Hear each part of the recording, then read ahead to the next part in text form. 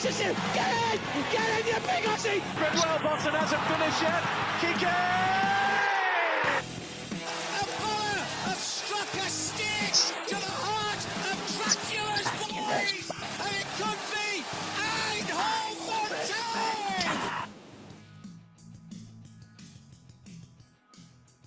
Here we go. Welcome to the 12-Man podcast, live, uninterrupted, on the Red, on Facebook, on everywhere else you can hear us. Obviously not live on Spotify and stuff. I'm not in your ears at 4 a.m, so don't even try. Yeah, we're back in the studio, nice and comfy. I've got Mr. John Cutler with me. Evening, Cut. Evening.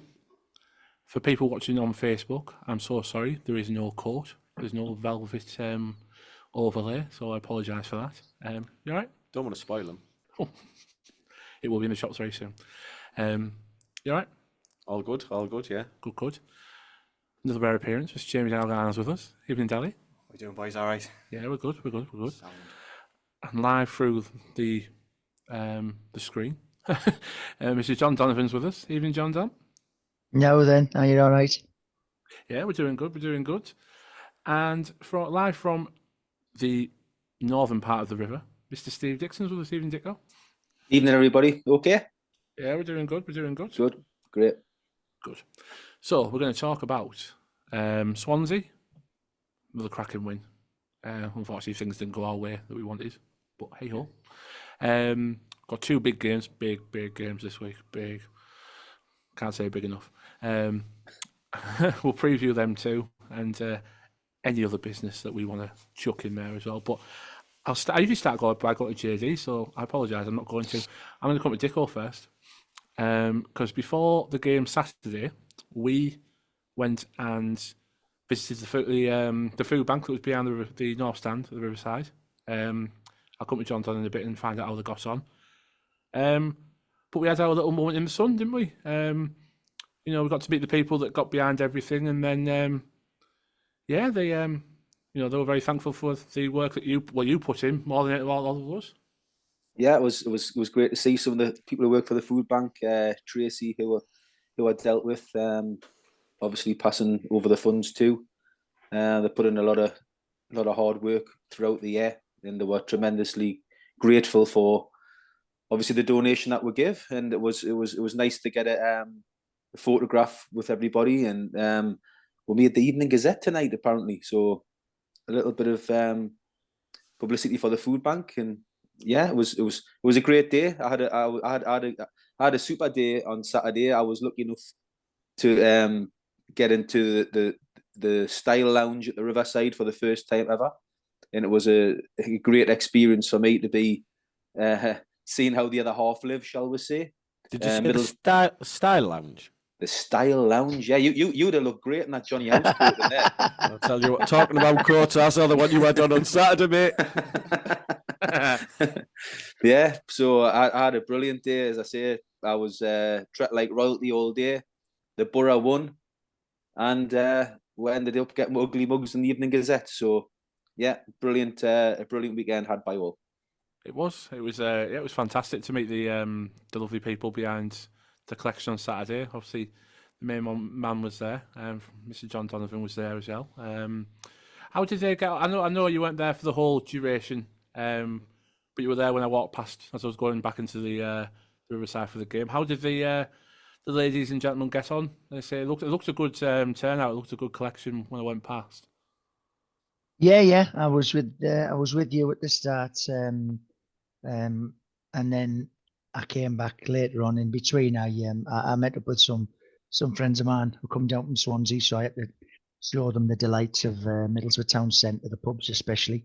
Yeah, they're done well. I got sent some figures from the day, and there was a total of 271.5 kilograms of food donated, and £707.39, which is a great sum. It'll help massively with the food bank so that they can stock up on the items that they know that they're short of and that people do require. So everything that the Borough fans and any away fan gives whenever we do these collections is greatly accepted. So thank you everybody, and it was a good afternoon for them. Yeah, definitely. It looked a really good collection. I mean, that 271 kilos, I think 270 of them came out of your car when you turned up. The amount of food you were piling out the back of your car when you turned up. Well, that's from the volunteers cafe at James Cook. They always donate some food for the food bank, because they have an eco shop. So they give some very kindly give it to the food bank. So I'd like to thank Georgina, who runs that, is a lovely lady, and she always helps us out. I was going to say, give them a big, massive shout out. Whereabouts is this eco cafe in the hospital? It's close to the main restaurant, which is like Serco run, the main staff restaurant. Just as you walk down to there, on your left hand side, there's the voluntary cafe, and it's a marvelous place. It just offers something different to what the restaurant in the hotel offers, in the hospital offers. Hotel. He went, Yeah. he went I full know, on Tory yeah. there. Hotel. But no, well done to everyone involved, everyone that collected, everyone who donated. Yeah, fantastic. I still say we shouldn't be doing this sort of thing. We really shouldn't. But that's for another debate. That's for another podcast. Can't get into that on this one. So we'll move on. Right, game Saturday. I'll stay with you, John Don, because I usually stay with you for this type of thing. Team came out 2:00, unchanged, but that wasn't the big highlight and headline of what we saw. It was the three lads that got back on the bench, because we are starting to slowly, towards the end of the season, where things might get a little bit interesting for us. We're getting players back in crucial positions as well. Yeah. I mean, I was quite pleased to see their inclusion named as substitutes. But as for the starting 11, fine. Yeah, I was happy with that. I thought it was a strong enough team to get the result on the day against an out of form Swansea team, and it proved to be. So yeah, I was quite pleased with the lineup. Yeah, exactly. It was a cracking little surprise when we saw the three that came back on the bench. I mean, me and you were in the fan zone, weren't we, when it came out? We were quite happy, unchanged. With them three back on the bench, it looked pretty solid for what we had to deal with in front of us, really. Yeah, like you know, I'm a big advocate. If you're doing well in the shirt, you keep the shirt. So I was fairly happy, but the strength on the bench is starting to get there now, and we've got a couple of big games coming up this week that we'll preview later, and it can only help us. Exactly. By the way, if you like his slogan, we will put it on a house coat if you want to buy one. We'll get that sorted out for you. But yeah, Dally, it was a pretty solid team. I couldn't really make many complaints about that team. I thought, they've done well enough last week. We did well on Monday. Get back in. Yeah, absolutely. Matt Clark at the back. Laughing at back. They've done well the last few weeks. When we've been down to the bare bones, and maybe it was good experience. Well, it might have been good to have Hackney and Van den Berg, etc. on the bench. But you look at the two games coming up this week. They're going to be needed in those games, you'd think. So where we can change it up a little bit, which will freshen the team up. But yeah, happy enough with it. Yeah. And Dicko, what did the Prawn Sandwich Brigade think of the unchanged team? Well, I was sitting next to a Manchester City fan, so not a great deal, to be honest. But and a Liverpool fan on one side, Man City on the other, so not a great deal. But I was fairly happy with it, and I agree with what Dally's just said there. I think it was picked with an eye on Wednesday night at Hull, and then moving on to Ipswich. I think there was a little bit of that in it. But also, I was fairly happy with the side. It's been doing well. It's been, keeping clean sheets. So I had no complaints with the starting lineup. Just you mentioned Matt Clark there, and he's been doing particularly well lately. Oh yeah. I bet there's not one Middlesbrough fan who was in the stadium on Saturday would have thought, come this time in the season, Matt Clark could possibly be going for Player of the Year, because I think he's been that good over the course of the season. he could end up going and winning Middlesbrough's Player of the Year. That's how good he's been. That's very true. I say I've gone. I've seen somewhere today, hasn't he been nominated for Championship Player of the Month or something like that? Or is that just a Middlesbrough's Player of the Month or something? I've seen it somewhere, but he has been outstanding, to be fair. We've mentioned him plenty of times on the podcast in the last couple of weeks, and he's certainly proven why we brought him in. He's got a habit of this, hasn't he? Because when we signed him, he'd won Player of the Year at his previous clubs, like 3 years in a row, hasn't he? West Brom. He tends to, once he gets playing regularly, he tends to be really consistent. So, you can picture it now, can't you? Start of June, out in Germany, starting alongside John Stones. Up the clock.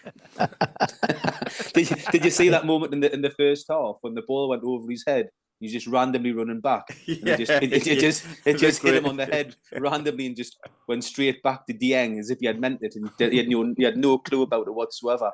And I just thought, when things are going for you, Matt Clark. And he was like prime Bobby Moore for a second. Well, Sharon's messaged in. She said Howson will get Player of the Year, and I know we'll talk about this in a few weeks to come. But he's got to be up there for me as well. Yeah, of course. It's just to miss a message there from Stuart Gawley. John's got his high chair back out, so quite laid back. But I'm sorry to disappoint you, mate. It'll come out again towards the end of the season. Don't worry, we'll buy him a big high chair. I mean, Colin Fry messaging as well, saying what's our thoughts on Matt Clark, but he's pretty much summed that up, hasn't he? I think he's different to our other centre halves. He's like an old-fashioned centre half. No nonsense. He'll put his body on the line. Yeah. Reminds me a little bit like Tony Mowbray. Mowbray played against Pallister. Everyone thought Pallister was great on the ball, could bring it out, look classy. But for me, you need someone like Mowbray, someone like Clark, who, how many times have we said on this pod this season, players turning the backs on the ball? He's never going to do that. He'll take a ball right in the face if it means he'll stop a goal, and I'll take that all day long from my defenders. Looks like he's done it a few times as well. I mean, he's 27 going on 57, isn't he? He looks ancient, but he's only 27 years old. So we've got some good years left in him. If you're listening, Mr. Clark, I've got JD's address. You can go out to see him. We don't promote violence, but I will if I get a front row seat.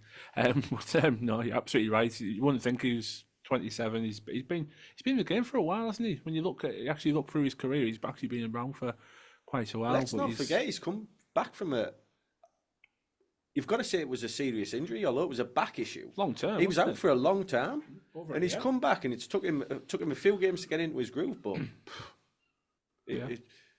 is he our number? Well, with Vandenberg, are they our top two centre halves at the moment? I would say yes. I'm glad you rephrased that question. I thought you were just going to come out and say, is he our number one centre half? And they just went, well, no, don't be silly. But no, you're absolutely right. He, and I say, I'm not going to say he was brilliant on Saturday, simply because I didn't think Swansea were brilliant Saturday. I thought they were bang. I'll come back to Swansea in a little bit, because something their manager said on Saturday after the game was a bit weird. But I'll mention that a little bit. But first goal, obviously, we were down for that first goal, weren't we, Dally? And we were down for it going, and literally laugh. Yes, he creeped in bottom corner, but it was a little bit of magic, wasn't it? He managed to make himself a little bit of space, and then the best scuff I've ever seen in my life went through 4 players and through the keeper. Yeah, I think I was halfway through telling someone that if I was him, I'd have threw my arms in the air and absolutely swan dived as he was running past a couple of Swansea players, and then he sneaks the ball into the bottom corner. It was a really clever finish. It took all of their players and their goalkeeper by surprise, as well as everyone else in the stadium. So real clever finish. Yeah, I mean, I was sat talking to Josh. He was still kicking off about his green bins and the green bin wall that's going around Middlesbrough now. But all of a sudden, I looked up and there's Latte Laugh popping in bottom corner, and JD, it was a tight little finish. I'm not saying he 100% meant it to go where it did, but for me, that was a striker's goal. He did what he needed to do. Yeah, there was absolutely nothing on the keeper spilled it in any sort of like pounced on the loose ball, but he had to go sort of like virtually full circle so that he could get back facing the goal, and then he squeezed the shot in, and it came off the post, and it was already over the line by the time the keeper touched it with his hands. So, yeah, I mean, I don't know how the game would have went if we hadn't have got that goal just right on half time, but it was it was a spark we needed. I think you could say, sorry, John, I think you could say, I don't know how that game would have gone if it wasn't for Latte Lath. I think they could still be playing now, both teams. Oh, gotcha. It'd still be 0-0. Yeah. I tell you what, you're talking about Josh's green bins. I think Latte has been marked by 7 of them during that goal, because if that was the other way around, you would have been going crackers if Middlesbrough had conceded a goal like that. What were the defenders doing? It was horrific defending. It was like slow motion at the game. And when it went in, I was like, has that counted? Because it just seemed so like I was waiting for a flag to go up or the referee to blow his whistle. I couldn't believe it was a goal. It was just like slow motion. It was like something you see in kids' football, just a player running around in the box doing little circles. And Yeah. it was just it was shocking defending. If it But, was, there was no pace on it, but it was right in the corner and it just clipped the post as it went in. So took the keeper who was in the centre of the goal, stood in his line. He just took him by surprise and he couldn't get to it. He couldn't prevent it because it was already over the line by the time he got a hand to it. But, we'll take it though, won't we? You'll take anything. It wasn't a great first half, but we went in 1-0 up. Happy? Exactly. Very happy. And I'll tell you one person who'd been happy if it was Borough that had been the other way around. I say Josh would have been happy. There'd been £40 a bin. All 7 of them bins. He'd be getting there. That's the extra budget coming in, and that's his season ticket half paid off. Not really. If you have any complaints about that, the Middlesbrough Council website is the place to go. So I'll come to the second half. Second half, it was exactly the same as Monday for me. We were dying for that second goal. The second goal was so crucial because they weren't really threatening. I think there was only one shot that I think Jamal Lowe had beginning of the second half, which Jiang saved so comfortably. And we just looked like we were just waiting for that moment to pounce on them. And all of a sudden, Finn Azar's got the ball. Latte Laugh did a little turns, I don't know which defender it was, turned her inside out and knocked him into next week. It was a tight little finish, wasn't it? Yeah, was it off Jones's header? Ball forward off Jones's header and then on to Lath. I think before that goal, I kind of got, I don't know, I thought it was kind of like we thought the job was already done and we felt we could. The game, like you say, for me, it was probably one of the worst games I've seen. Big time. But, that ball forward, the head on from Jones, and, what a turn and what a finish by Latte Lath. Proper striker. Again, another one, JD, a proper striker's goal. It was a number 9's goal. He's starting to turn. Was that number 11 for the season, I think? For Latte 12, Laugh? Isn't it? Is it 12 altogether? 12, is it? But anyway, it's a hell of a finish. It's a hell of a striker's goal. He's starting to turn into the striker we were all looking for. Yeah, I mean, Daly picked up on it. It stemmed from Jones winning the header against the defender who was marking him, who's probably about 6-7 inches taller. But Jones won the header into midfield, and Azaz paid it to Lath, and he turned the guy, put it in, and that killed the game. I mean, at 1-0, we always say, the game's never dead, but Swansea never looked like scoring, but you just don't know. It was a very poor Swansea team. Barron, Nathan Wood, and Jamal Lowe. I didn't know any of their players. None of them shone. None of them stood out. It was a really poor display from Swansea. Yeah, I expected more from Swansea. Usually when you play Swansea, it's a team that likes to pass the ball with a bit of purpose. I know they kept the ball a little bit, but it wasn't great, was it? When you watched them, there was no purpose. But you could see that was a team that was 15th, 16th from the table. Couldn't go down, couldn't go up. They were just counting down the moments where they could jump that plane to Ibiza. To be honest, I know we're talking about Swansea. I couldn't give a monkey's about Swansea, to be honest with you. No. I don't care if they were good or rubbish or what. All that matters to me is 3 points, keep our run going and getting where we are or where we're going to finish up. We're still in with a slight chance. I know it's slim, but we've just got to keep doing what we're doing. And I think certain games you play a little bit within yourself because you know the opposition, etc. I think we could have went up a couple of gears on Saturday, and I think sometimes when the opposition plays better, it makes you play better. I just think it was one of them games. I hope you're right, John, because it had the feel of one of those two teams that know the season's over on the beach, like almost like a pre-season friendly feel to it. It was lackluster at best, and it was Latte that won the game forward with 2 bits of quality. Because other than that, there was nothing in the game both sides. I thought the Swansea right back, funny enough, was their best player. He got up and down the right hand side really well for them. But I was Swansea on the day were abysmal, and Middlesbrough in large parts just seemed to be going through the motions as well, just keeping the ball sideways, backwards passing. Even though we were the better side. And I say it was just a little bit of quality by Latte that's won with the game.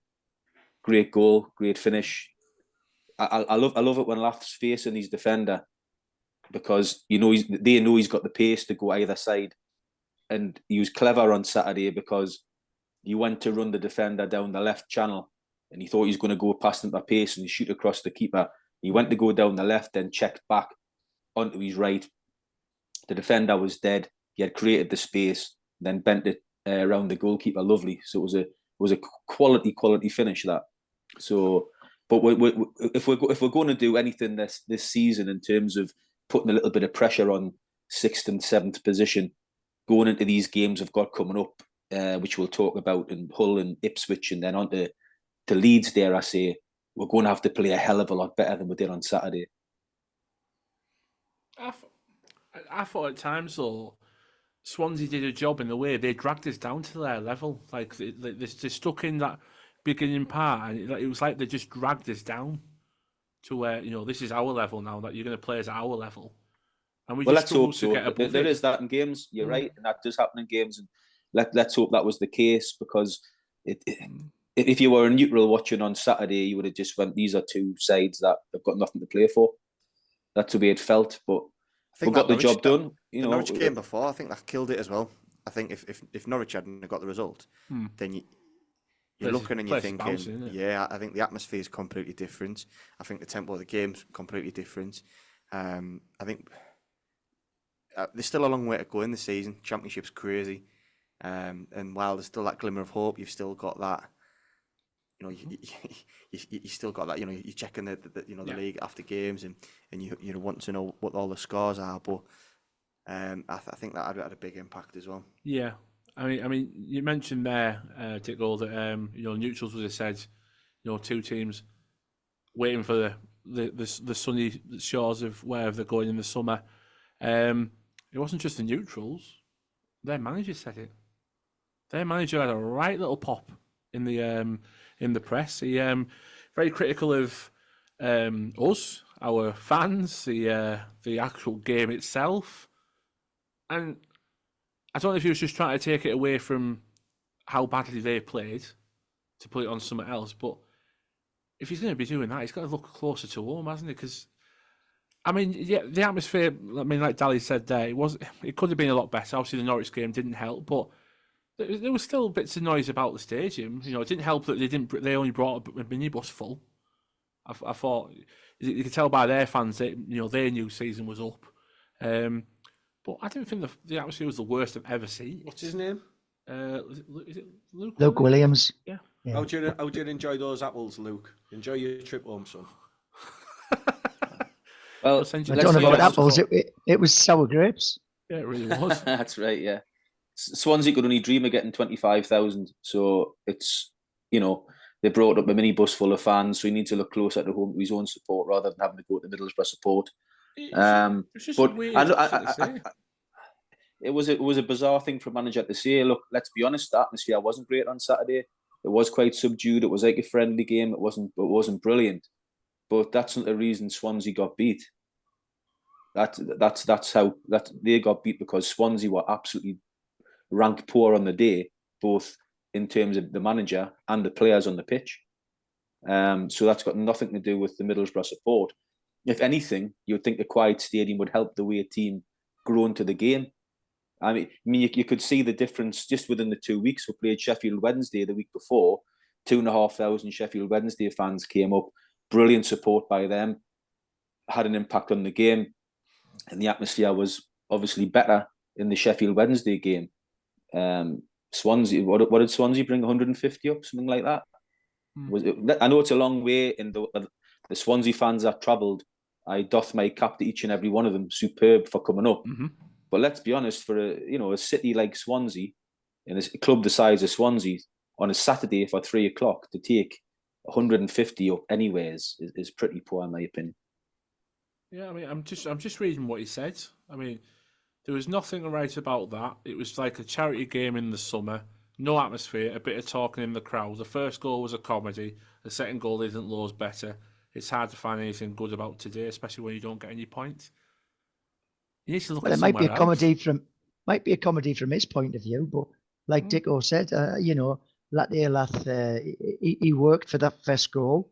He put it in the right spot, and the second goal was a good finish. So if he thinks that's comedy, then okay, that's his take. Like I said, I just think it's a bit of deflection and a bit of sour grapes. Yeah, 100%. I wouldn't like to go to the comedy club he goes to on a night. We sat there a bit bored, to be quite honest with them. I think the best thing about the second goal as well is the timing of this, because it made us then look at subs. We could bring players on that needed a bit of game time. We could rest the likes of Vandenberg, etc., that needed the rest. Sonny Finch got a run out. Tony Murray just got in touch there and said, nice to see Sonny Finch get a run out on Saturday. Obviously, Alex Gilbert got another run out. I say it was good to get the squad more minutes where they were needed as well, and we could step off the gas a bit and say, right, we're done now.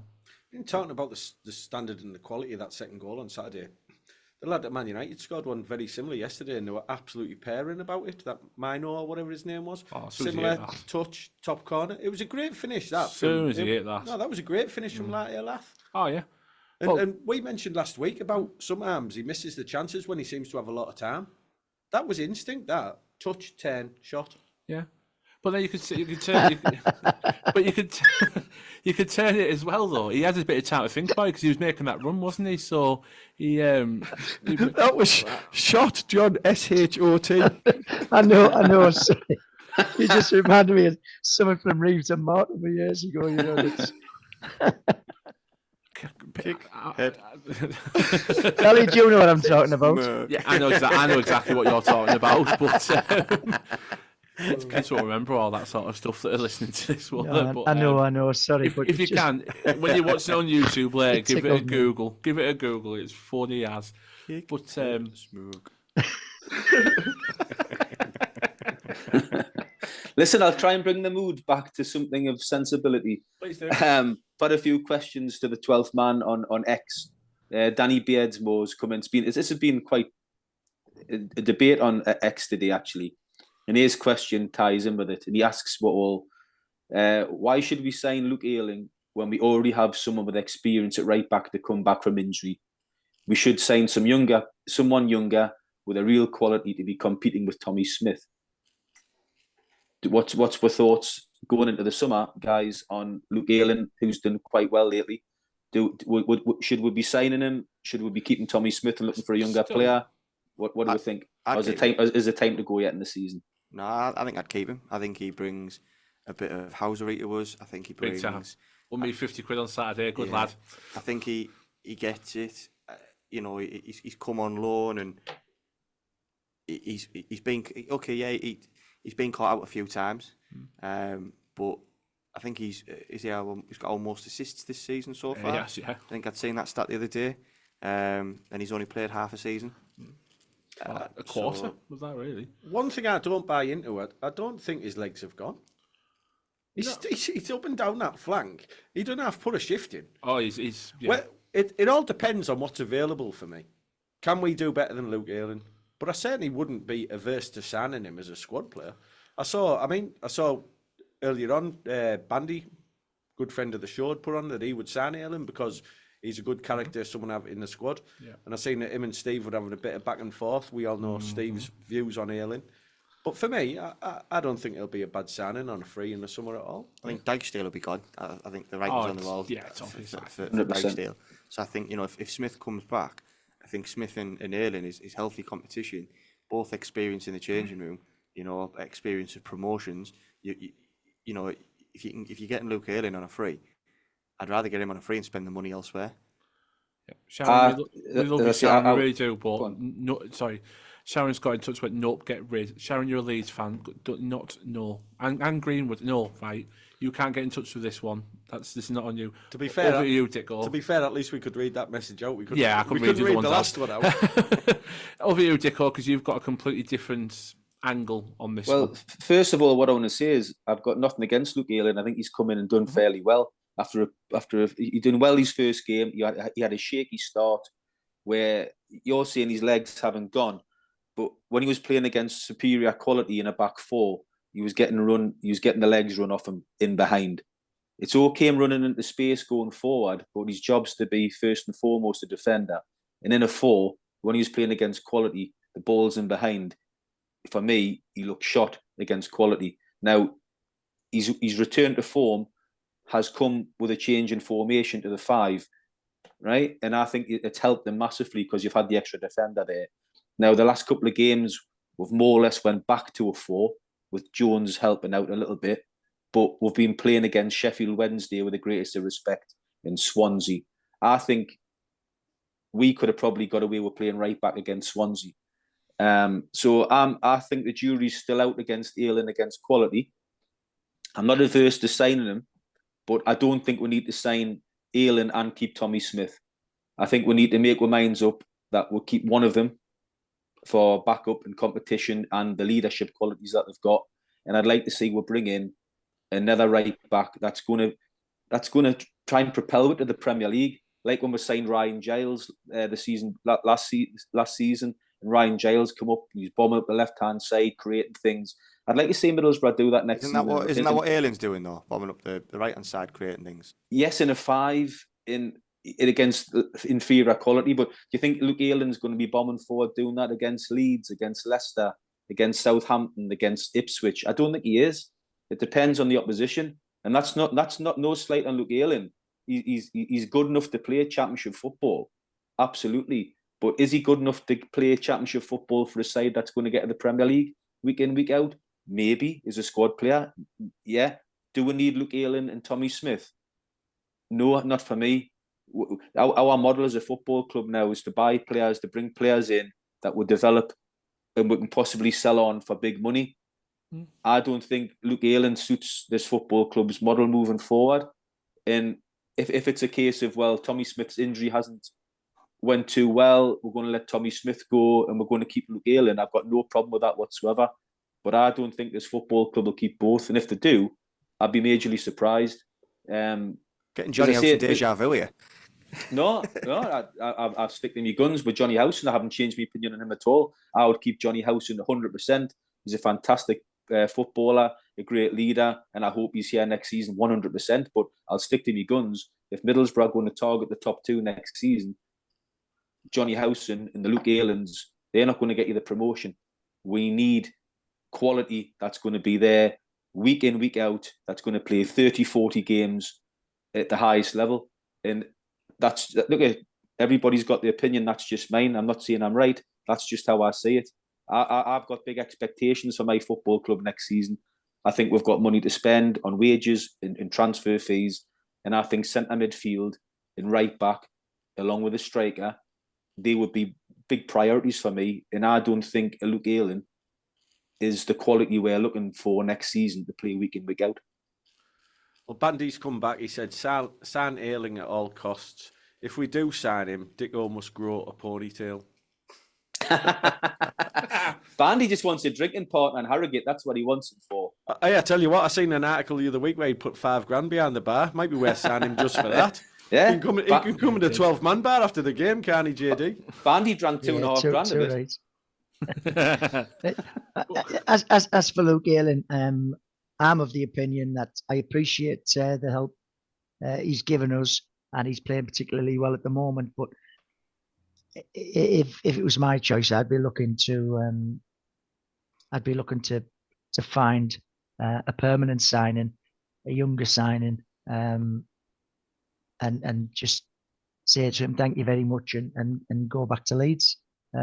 Without, I'm not being sort of harsh on that, but I think It sounds a bit harsh. Go no, on to no, Leeds. He's a free agent, no, isn't he? He's out the contract at the end of the season. He's a free all agent. right, okay. Well, I agree. I agree with Dicko. I mean, Tommy Smith's got the experience, and as long as he comes through his injury and he doesn't have any further setbacks, he could be the experience that we need.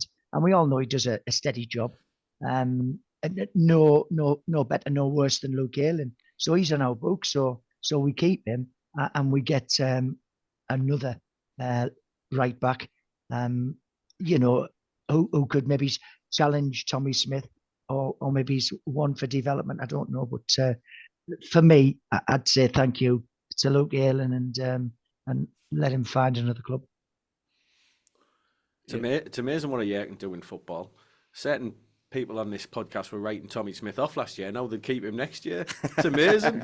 I thought you were going to say that me and John Donovan agree. Hey, I've got nothing against Tommy Smith. Nothing at all against Tommy Smith. Sorry, Yeah. boy. I think it depends how he comes back. Yeah. Can he get over the injury? I hope he does. Exactly, yeah. I hope he does. I'm a massive fan of Tommy Smith. I think he's superb. And plus, I've got one of his match worn shirts at home, and if he goes, I can't get to sign it. So I want my signature on it before. Well, he won't be doing much at the moment. I wonder if he's free to come on the pod. There you go. If anybody's listening at the club, get in touch with Tommy Smith. Send him our way. We'll have a chat with him. But I'm sorry, boys. Are we distracting you from something? I was going to say, have we got time for another question from the listeners or not? Yeah, of course we have. That's absolutely fine. Yeah, go ahead. There's one from Sean Rye who says, do you think having sold Chuba and Morgan Rogers, what's he saying? We should do all we can to retain our other assets, like Rav Vandenberg, Hayden Hackney. For me, we still have a bit of ground to make up. Selling again would make a difficult season. So he's basically saying, rather than we've sold the last couple of years to generate cash, this summer, we're going to make it a bit different, where we're going to try and keep our main assets and then strengthen on top of that, which I think we're all hoping for, aren't we? I think it's a strange question to answer that, because would we like to keep Hackney next season? Yes, we probably all would. If we get a ridiculous bid in, would we sell Hackney? We probably all would, for the future of the club. It's obviously, quality-wise, would love to see him playing for us next season. But say if Chelsea come in and they've seen how stupid they've been with money, with 30-40 million pounds for Hackney, this club can't turn that down, and I don't think any of us would. No. I've just seen a picture. No, you're right. I think you're right, John. I think if the financials right for Borough, then no player is guaranteed to be here next year. If a club comes in and the club think that the offer is too good to refuse, then yeah, that player will go. I'm hoping that with recent sales, where we've made money on players, that we don't have to sell to balance the books. Only sell if a ridiculous offer comes in. I agree with that, 100%. Yeah, 100%. And I've just seen that Tommy Smith is on another Borough podcast that we all know. So he is available. Right, we're getting Dijksteel on stuff. So yeah, we'll give it a go. I'm quite happy to have a chat. I bet you'd make your way down here for that if he was in the studio, wouldn't you? In his house court. His house. Right, so should we get through our man of the matches for Swansea? Be very easy this one, won't it? Yeah, I'll start because it's nice and easy. Blatte Laugh, 2 goals, effortless, proper striker. Laugh. Yeah, Laugh, game changer. Yep, Blatte Laugh. You can't pick anybody else, really, can you? I mean, it was his goals that changed the game. That's it, basically. There wasn't anybody else as stand out as that. Yeah, that is basically it. Nothing more to be said. Before we move on, I'll just say the EFL Team of the Week has just come out in the last hour or so, and we've got 2 players on it. I bet you can guess one of them. We've just all named him as man of the match, but you can't guess the other one. Luke Hill. No, that's not Matt Clark, no. You said Luke Ayling. Look at the other wing. Thomas. Luke Thomas. Yeah, another player that's had a lot of stick. I think he's been decent last couple of weeks. I do. Oh, I'm going straight to Dicko on this one. Go on. No, we've kept some clean sheets. I wouldn't have thought he's team of the week material, and I don't think he's done anything of note that's better than what I've seen Lucas Engel could do. So I've got to admit, if I was picking my strongest team, I would still have Engel ahead of Thomas.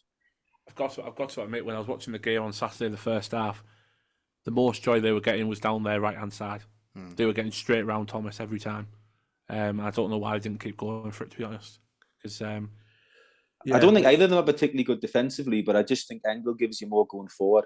And for that reason, when we're pushing now at the end of the season, trying to get goals, I just think Engel gives you that little bit more quality going forward than what I've seen of Luke Thomas so far. But Engel's come here, new country, new sort of style of play. The Championship is a tougher division than from where he came. He had a tough start, and especially Sheffield Wednesday when he was tortured by their winger. I think this season will help him tremendously. I don't think Thomas has shown anything in particular that would make me think, yeah, keep him on, sign him on, see if we can get him. He hasn't done a great deal. He's been a team player, and that's all. Yeah, he's Bangura's back in training now as well, so he might sneak back in the team before the end of the season as an option as well. Exactly. It's I thought that's why I said straight away. None of us will guess who the other one was, and I was quite surprised when I saw Thomas's name pop up there. But that's their choice. I wouldn't put him in myself. I'd put Matt Clark in. I thought Clark was superb. If Latte didn't get the 2 goals, I'd have put Matt Clark as my man of the match, maybe, or Johnny Elson. So I thought Johnny Elson was good again. So, but yeah, there you go. There's Swansea. Right, we've got a very, very, very big week coming now. This time next week, when we all reconvene next week, we will know whatever will be next season. I feel. I think this is it. We don't get at least 4 points out of the next 2 games, you might as well write off this season completely. I know people say we need 6, but you can't expect to go to Ipswich and win. Let's face it. But why are you pulling that face? I'm just thinking. You said we'll know next week where we're going to be. Well, if that's 2 defeats, we'll know. So we'll see new predictions, won't we? Yeah. Well, we will. Let's say I've got my predictions locked away in my head. I'll let them out in a little bit. But I'm right though, Anna. Huge game. They're both huge games, aren't they? Massive game. Kieran alluded to it when he was on the pod that Hull have pushed the boat out on certain loan players and players that they're obliged to sign in the summer, as was the case with Giles, he said. So it's an absolutely massive game for them as well. But I think we can go there and get a result. I don't see why not, the way we're playing. Was it 7 unbeaten? Yeah. It's a big game. 5 wins, 2 draws. Isn't it? Sold out away end. Yeah, fantastic. Wednesday night, 9 points off the playoffs when it sold out. That's some following that from this football club. We mention it every week, but well done. Fantastic. I think it'll have an impact on the night, because I think what we've just been talking about, the atmosphere at the Riverside on Saturday, I think it'll be completely different on Wednesday night. Hull know they need to win. Middlesbrough know they need to win. Sold out away end under the lights. I think it'll be a pretty decent atmosphere down at Hull. They've got goals in the team with Fabio Carvalho.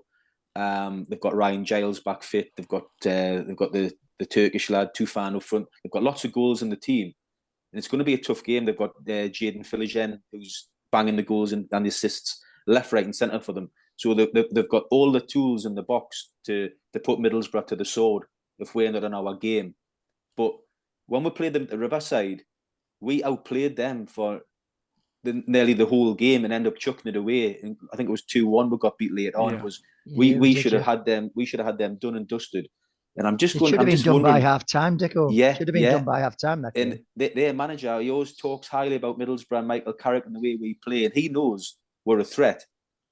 And I'm just wondering, can Middlesbrough on Wednesday night turn the tables on them and do what they done to us at the Riverside, where we're going to have to, you know, have the storm that's coming. We might have to defend well, get a little bit of luck. But we've got the players, like in Lath at the minute, who's in good form. We've got Isaiah Jones back. We've got Hayden Hackney could possibly come back in the team. Rav Vandenberg could possibly come back in the team. We might just be a bit of a surprise and a banana skin for them on Wednesday night with that big away following. So I think it's a huge game Wednesday night, and it's one that I think Middlesbrough have every chance to win. I think even before that They game, have I to think win, if you don't look at- they? Yeah, I think if They you have look to win. They have to win that game. I mean, we can get away with a draw, I believe, but they have to win. Yeah. look at the fixtures tomorrow night. You know, you've got Coventry playing Southampton, away at Southampton, and you've got Norwich are away at Sheffield Wednesday. So, you know, if those results, I mean, the results go for us, John. But if the results can go for us, you know, the atmosphere will be electric on even more so on Wednesday, as it'll be a big game because it's two teams thinking that they can sneak in. We beat them last year. We beat them down there last year as well. You know, so that'll be fresh in the memory for them. I'm sure when they played Leeds as well, they mentioned that they've got top 3 away record in the league. Well, if that's the case, they can't be doing particularly well at home. They haven't won at home since February the 3rd. Oh, don't say it. Oh, he said it. Oh, he's Oh, That's Yeah. it. It's gone. Done. done. Dick, Cancel oh, the you- hotels Look at for me. You have us on for me stats, and I'll give you a stat, and then I get back. Come on. yeah, But We didn't see that one coming because the glasses were nowhere near. yeah, but Dicko, I had that star. I just didn't dare say it. I thought, no, don't say that one. That's the one you keep away from everything. That we all know. Well, that's it. If we get beat tomorrow, I'm blaming you. The split Yeah, majority. If we get beat tomorrow, it'll be a miracle gonna because say. the game's not till Wednesday. Yeah. Yeah. Fair play. Fair play. For all the people listening on Spotify on Tuesday, John is right. We do play tomorrow, so keep listening. But no, it's literally loser is done Wednesday. They've got a game in hand on us as well, you know. So it's. I'll get that. But I know they need to win They're- to be catching Norwich, but it's the their same, game in it's hand's the same for us. Their game in hand's Coventry. Coventry are absolutely flying as well at the moment. I'm a bit fearful of them again. Sick of talking about them. It'll be like a cup game. The atmosphere will be cracking on Wednesday Yeah, night. they've got a big crowd coming as well, so it's gonna be a bouncing. I think we've got no pressure at all. It's like, let's be honest, every Middlesbrough fan, if they're being honest, they don't probably really expect Middlesbrough to make the playoffs. Every win that we're getting at the moment's a bonus. It gets we're a game towards near the end of the season again. It keeps the season going. So we're going down there, Middlesbrough fans, in my opinion. I would be going down quite cocky, saying we're just going to go down, enjoy the night, enjoy the day. You know, what'll be, support the team, have a cracking away end, bouncing all night. To Wembley. Oh What? no, he said it. Oh no, he said it. You've got nothing to lose. Where I think, as you say, if Middlesbrough take an early lead or score and go 1-0 up, I think it'll be a tough night for Hull. No, you are right. That's- Sorry, go on, John. That's Go on, John. exactly why I said that they have to win. You know, I know they've got a game in hand still, but they've got to win, in my opinion. So Pressure's on them. the pressure is on them. Yeah. Yeah, they said being the home team, they said anyone playing at home going towards that sort of goal this time of the season, the pressure's on you. Pressure was on us Saturday, and we came through it. I think it could be a real humdinger of a game as well because It really could be. on counter attack we look pretty good. To be fair, we've still got some decent attacking players. We and showed that they're- Saturday, didn't They're we? going to go for it, aren't they? So we all know Well, what do you Giles remem- is like. Amazing going forward and not so great at the back. So let's hope there's plenty of space in that area. Do you remember we played them at home? We played them at home last April, didn't we? And Yes, we did. I think they took the lead. Did the lead at half time, and we come out second half and just blew them away. You know, I think we scored 3 second half, blew them away. You know, so yeah, they'll be looking to get the 3 points, being the home team. So yeah, pressure on them.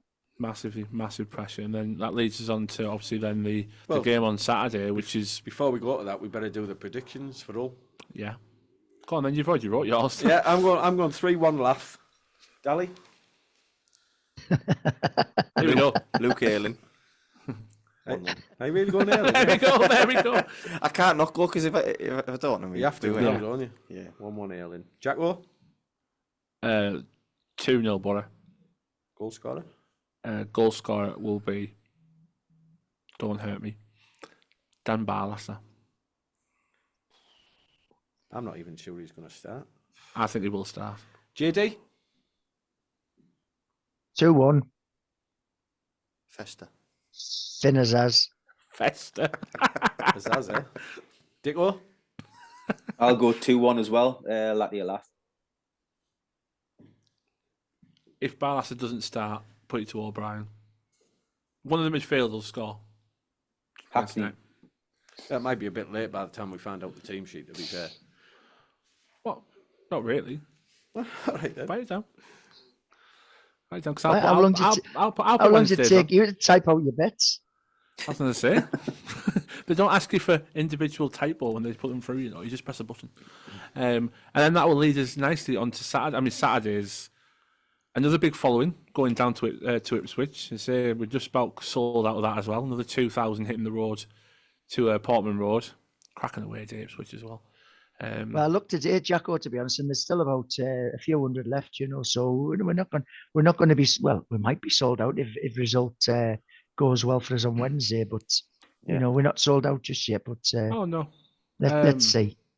I think the remainder of the tickets, I think they're in that little tiny block they have at the bottom, don't they? I say there's a weird block I don't think. Come on. No, I thought the upper block was it V1 and V2. I thought one of them had a few hundred left, but anyway, it doesn't matter. It doesn't matter what it really does it. I'll scrap you for it, mate. But no, it's another magnificent following. I say Ipswich is a really good away day. Got some cracking memories of Ipswich. The falling in the river last day of the season when I was a bit worse for wear. Yeah, it's a cracking away. So that pub near the ground is class. So if you are going down, say is it still called the Railway Tavern? That pub. Probably, I don't know. Yeah, it's across the road it's across the road from the train station. Going there, it's a cracking pint. And hopefully it'll be some nice weather as well this year. But yeah, massive game for Borough. Massive. 12-man podcast sponsored by TripAdvisor. Hey, that's what I'm here for. TripAdvisor. That's Geordie for TripAdvisor.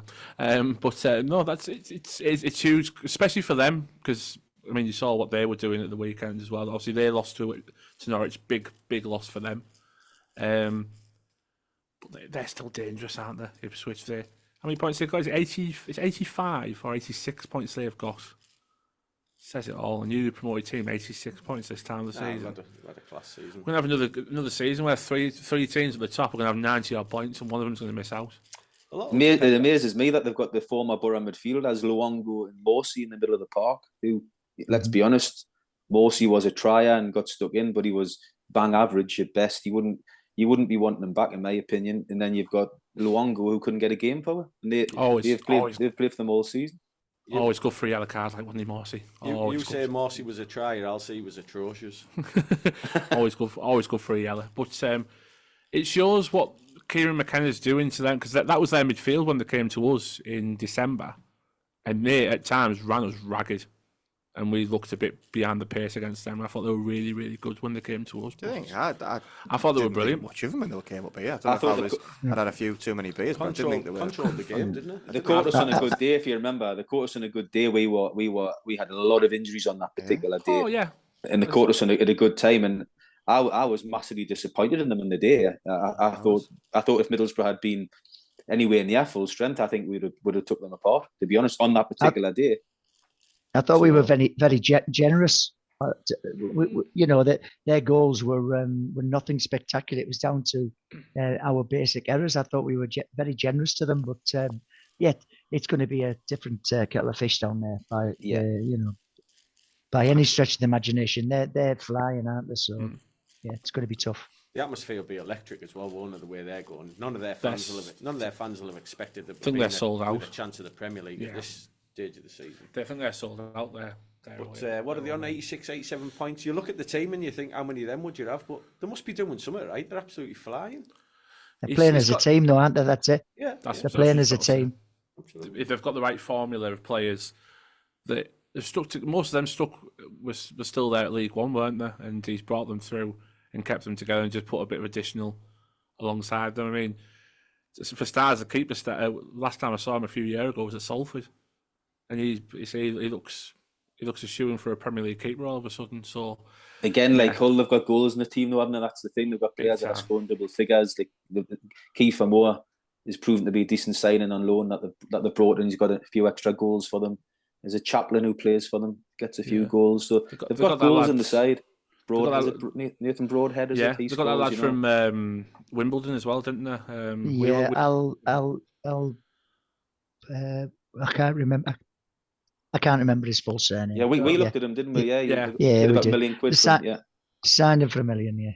Yeah, and then to top it all off, they've got that lad on loan from Brighton, Jeremy Sarmiento. He looks a right talent as well. He's got the winner on, was it Easter Monday against Southampton? Southampton, yeah. Yeah, so 90 odd minutes. Yeah, I know. Wow, imagine. But I'll come back to you.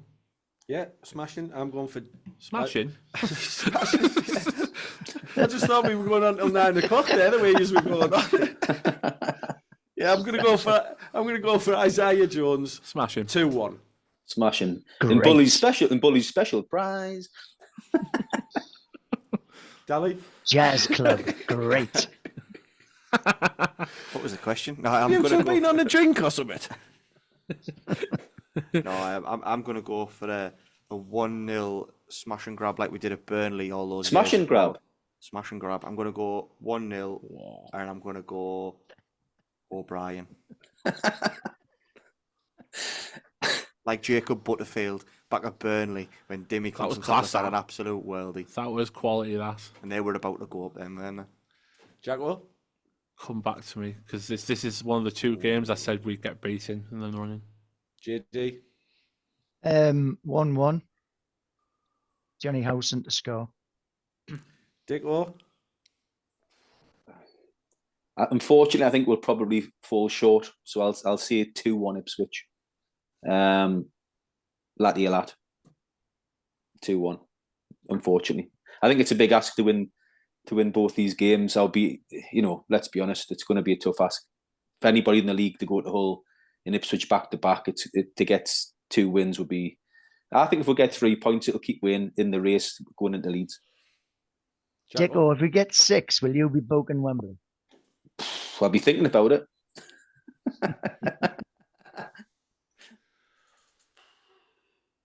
2-2. 2-2. Less than 20 seconds ago, you said this was one of the games you picked us to get beaten. Now it's 2-2. I still think, I honestly think we'll still get beat. I really do. But for charity, I think 2-2 will be a bloody good price. What about the scorer then? Matt Clark. Well, that will be a good price. Yeah. You can pay for my Wembley trip then. Hey, we're paying for a lot of people's Wembley trips. That's the way we're going. But yeah, I do think this is one of the 2 games where we could trip up, unfortunately. But have a bit of faith. We'll be absolutely fine, and we'll get something, and we'll bring it back from Portman Road. And so with that being said, then the majority of us have gone for at least 4 points out of 6. This time next week, does that? I'll come back to Cuts in a minute because he's doing his very best. Oh, he's doing your best. Okay. I'm listening. 4 points out of 6. Does that keep us in the race for another week? Absolutely. Yeah, it's all right. Of course it does. Yeah, I think 3 points does. I think if we get 3 points out of 6, I think that'll keep in the race. If we can win one of the 2 games, it'll probably keep in the race and going into the Leeds game, which will put a little bit on it. On a Monday night, big crowd. That's all we ask. 4 points will be dancing down Wembley Way. Ooh. If we get 3 points out, of 6, Dick, or Norwich gets 6, will we still be in it? Come on, Cuts, give us a chance. What's the maths on that? I don't know, but you said if we get 3 out of 6, I'm just saying. If we lose another 3 points in the next 2 games, will we still have a chance? That's 9 points. I think if we get 3 out the next 6, we'll still mathematically be in with a chance. Because I think other teams will slip up. That's my reasoning as well. Yeah. Everybody assumes that all these teams above we are just going to win every game, and they're not.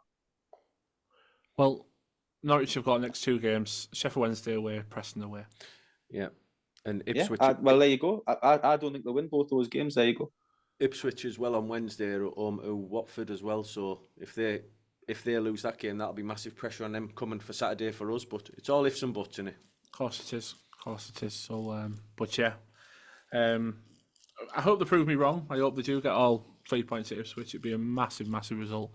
And actually, I'll put my neck on the line. I think if we get 6 points, I think we'll do it. I think we'll get 6th. I honestly, I'll put my neck on the line. I think we'll get 6th if we get all 6 points next week. I think You thought we were drinking? It's the hope that kills you, innit? it is the hope that kills you. I know it is, but I just think the 2 more wins on top. I think I know you're not. it's on. I know you're not supposed to look ahead, but if we got 6 points, imagine the atmosphere at home against Leeds on that Monday. I mentioned it the other. It'll be absolutely electric. It really will. Let's hope we have something to look forward to for that Leeds game. Well, that's it. It's what fans do, though, isn't it? You have that That's it. hope. You know, you want unlikely things to happen. So yeah, why not? 100%. 6 points. I've gone for 4, but I hope it's 6. Yeah. So that's why I think 6 points, and I think we might just do it. But I'll leave it there, and hopefully this time next week we'll all reconvene and we'll all be very happy chappies, and we can preview the game against them a week, 2 Jacko, weeks today. Yes. Just give a quick shout out before I go to a young lady called Christy McAllister from Darlington. She was the singer in the Style Lounge on Saturday, and she was fantastic. And I said I'd give her a mention. She was really good. She's available for bookings and all the rest of it. I think she's already fairly. What's happening? Bloody hell! I think she's already fairly famous. To be fair, she was a childhood star apparently. When I had a look on the internet, so. But she was a really lovely young lady, and the company I was with were Man City, and she even sang Wonderwall for them. So she was very, very good, and I said I'd give her a mention on the podcast. She was a childhood Stalker star. alert. She was a childhood star, apparently. Like me. She was like me. She was a childhood star. Quick, cut, finish. Right. You Get it in the North Stand with us. She'll get a few more people singing along. Yes, fair play. On that bombshell. Thank you very much. We'll leave it there. Boys, thanks for popping in. Sam and Carol will be back next week. Yes, Sam and Kick, head, smirk. We'll stick the YouTube clip up later. On that point, I'll leave it there. Thank you very much. Arrivederci. Here's for Cheers, a good lads. week. Cheers, boys. Best. Thank you for listening to the 12th Man podcast. Hope to see you all again next week.